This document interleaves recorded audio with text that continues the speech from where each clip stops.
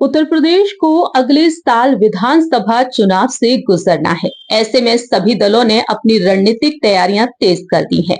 इस चुनाव में दलित वोटों पर सबकी नजर रहने वाली है। मायावती की बहुजन समाज पार्टी के कमजोर पड़ने के बाद अब दलित वोट बैंक काफी हद तक बीजेपी की ओर शिफ्ट हो चुका है।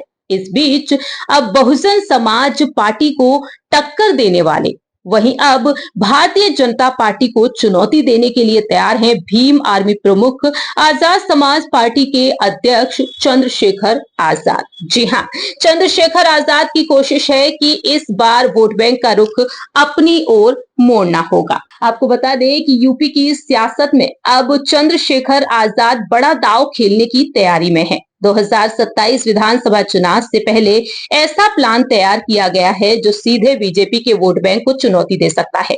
2 जून से चंद्रशेखर आजाद सत्ता परिवर्तन यात्रा शुरू करने जा रहे हैं। इस यात्रा के जरिए वो पूरे उत्तर प्रदेश में अपनी राजनीतिक ताकत दिखाने की तैयारी में है। सबसे दिलचस्प बात यह है कि चंद्रशेखर आजाद अब तमिलनाडु के सुपरस्टार और नेता विजय के राजनीतिक मॉडल से काफी प्रभावित बताए जा रहे हैं।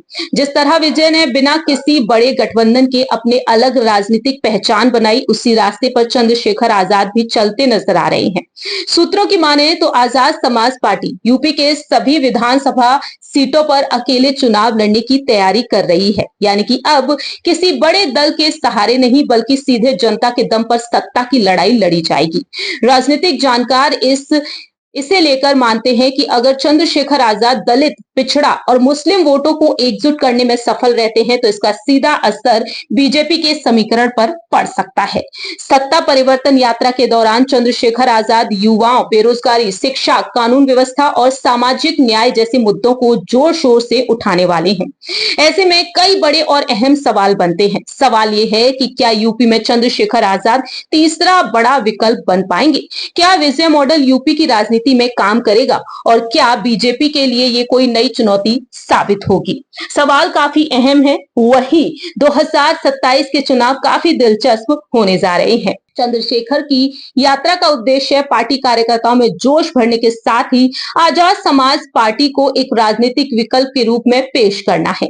चंद्रशेखर दलित समाज को अपना मुख्य वोटर मानते हैं, जिसकी राज्य की आबादी 21% हिस्सेदारी है। मतदाताओं के इस वर्ग ने पारंपरिक रूप से बहुजन समाज पार्टी का समर्थन किया है, लेकिन बीते पिछले कुछ सालों में यह जनाधार धीरे धीरे कम होता चला गया और ऐसे में अब चंद्रशेखर आजाद डंके की चोट पर जल्द ही ऐलान करने वाले हैं और बीजेपी और बहुजन समाज पार्टी को एक बड़ी चुनौती देने के लिए तैयार है।